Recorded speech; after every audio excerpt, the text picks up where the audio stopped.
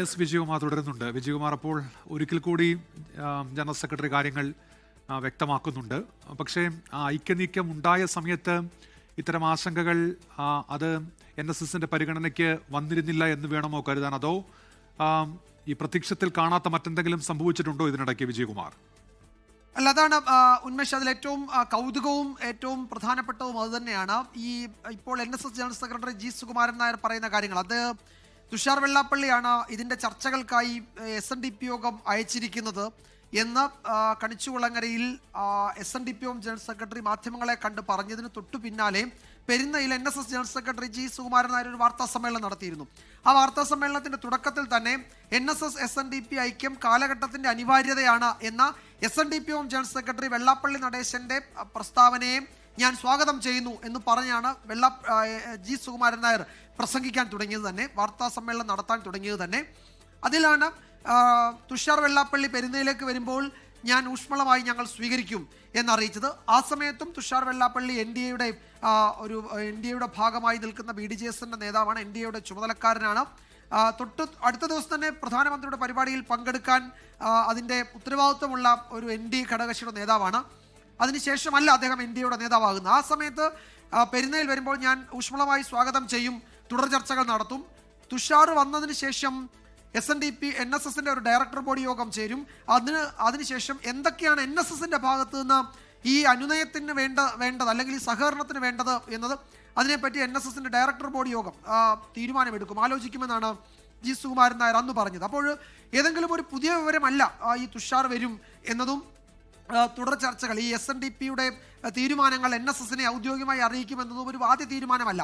അത് വന്നതിൻ്റെ ആദ്യ മിനിറ്റിൽ തന്നെ അതിനെ സ്വാഗതം ചെയ്യുകയായിരുന്നു ജി സുകുമാരൻ നായർ ചെയ്തത്. പിന്നീട് എന്താണ് സംഭവിച്ചത്? അതാണ് ഏറ്റവും പ്രധാനപ്പെട്ടത്. അതിനിടയിൽ NSS ആ തീരുമാനത്തിൽ നിന്ന് പിന്നോട്ട് പോകാൻ കാരണം എന്താണ്? ഇപ്പോൾ രാഷ്ട്രീയ ലക്ഷ്യങ്ങൾ ഉണ്ട് എന്നാണ് പറയുന്നത്. എന്താണ് ആ രാഷ്ട്രീയ ലക്ഷ്യം? അതിൽ NSS തിരിച്ചറിഞ്ഞ രാഷ്ട്രീയ ലക്ഷ്യം എന്താണ് എന്നത് ജി സുകുമാരൻ നായർ വാർത്താ സമ്മേളനത്തിൽ പറഞ്ഞില്ല. സമദൂരത്തിനെതിരാകുന്നത് എങ്ങനെയെന്ന് അദ്ദേഹം പറഞ്ഞില്ല. സമദൂരത്തിൽ ഉറച്ചു നിന്നുകൊണ്ട് NSSന്റെ നിലപാടുകളിൽ ഉറച്ചു നിന്നുകൊണ്ട് ഈ ഐക്യനീക്കവുമായി മുന്നോട്ട് പോകുമെന്ന് തന്നെയാണ് ജി സുകുമാരൻ നായർ അന്നും പറഞ്ഞത്. അതിന് വിരുദ്ധമായി എന്തെങ്കിലും പുതുതായി സംഭവിച്ചോ അല്ലെങ്കിൽ അതിൻ്റെ സൂചനകൾ കിട്ടിയോ എന്ന് ജനറൽ സെക്രട്ടറി വിശദീകരിച്ചിട്ടില്ല. ഇത് ഉന്നയിച്ച ആളുകൾക്ക് രാഷ്ട്രീയ ലക്ഷ്യമുണ്ട് എന്നാണ് അദ്ദേഹം പറയുന്നത്. ഉന്നയിച്ചത് SNDP ജനറൽ സെക്രട്ടറിയാണ്. SNDP ജനറൽ സെക്രട്ടറിക്ക് പുതുതായി എന്ത് രാഷ്ട്രീയ ലക്ഷ്യമാണ് ഉണ്ടായിരുന്നത്? സർക്കാരിനെ പിന്തുണയ്ക്കുന്ന കാര്യത്തിൽ NSSന്റെയും SNDPയുടെയും നേതൃത്വം ഒരേ മനസ്സോടെയാണ്. ഇപ്പോൾ ശബരിമല വിഷയത്തിൽ രണ്ട് പ്രധാനപ്പെട്ട ഹൈന്ദവ സംഘടനകൾ ഈ വിഷയത്തിൽ സർക്കാരിനെ പിന്തുണയ്ക്കുകയാണ്. സർക്കാരിനെ സംബന്ധിച്ച് സർക്കാരിൻ്റെ ഒരു കരുത്തും യഥാർത്ഥത്തിൽ ഈ വിഷയത്തിൽ ഈ രണ്ട് പ്രബല ഹിന്ദു സംഘടനകൾ സർക്കാരിനൊപ്പം നിൽക്കുന്നു എന്നത് തന്നെയാണ്. ആഗോള അയ്യപ്പ സംഗമത്തിലാവട്ടെ, പിന്നീട് ശബരിമല സ്വർണ്ണക്കൊള്ള വലിയ രാഷ്ട്രീയ ആയുധമായി UDFും BJPയും സർക്കാരിനെതിരെ കൊണ്ടുവരുമ്പോഴും ഒക്കെ ഈ രണ്ട് പ്രബല ഹൈന്ദവ സംഘടനകൾ സർക്കാരിനെ പിന്തുണയ്ക്കുന്നുണ്ട്. അതിൽ സമദൂരം വിട്ട് ഒരു ശരിദൂരത്തിലേക്ക് പോയി എന്നാണ് ജനറൽ സെക്രട്ടറി ഇപ്പോൾ ടോബിയോട് സംസാരിച്ചപ്പോഴും പറഞ്ഞത്.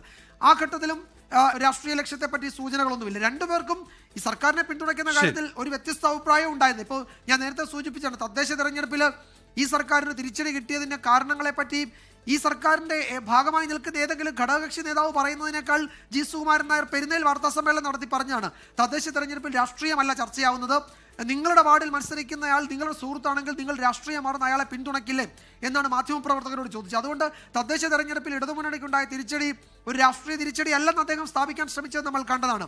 ഏതാണ്ട് സമാന നിലപാട് SNDP ജനറൽ സെക്രട്ടറിയും സ്വീകരിച്ചു. അവിടെയും NSSനോ SNDPക്കോ സർക്കാരിൻ്റെ കാര്യത്തിൽ ഒരു സർക്കാരിനെ പിന്തുണയ്ക്കുന്ന കാര്യത്തിൽ ഒരു വിയോജിപ്പും ഉണ്ടായിരുന്നില്ല. പിന്നീട് എന്താണ് സംഭവിച്ചത് എന്നതാണ് അറിയേണ്ടത്. അത് അടുത്ത മണിക്കൂറിൽ ഒരു പക്ഷേ അതിൽ കുറെ കൂടി വ്യക്തത വരുത്തും. മാധ്യമങ്ങൾ തുടർച്ചയായി ചോദിക്കുമ്പോഴും ഇതിനപ്പുറത്തേക്ക് എന്തെങ്കിലും ഒന്ന് പറയാൻ ജി സുകുമാരൻ നായർ തയ്യാറായില്ല എന്നതും നമ്മൾ ഈ ഘട്ടത്തിൽ ഓർക്കേണ്ടതുണ്ട്. ലോകത്തെവിടെയായാലും ഏത് സമയത്തും 24 വാർത്തകളും ഓഗ്മെന്റഡ് റിയാലിറ്റി പാക്കേജുകളും എക്സ്പ്ലെയിനറുകളും വിശദമായി കാണാൻ ഞങ്ങളുടെ YouTube ചാനൽ നിങ്ങൾക്ക് സബ്സ്ക്രൈബ് ചെയ്യാം.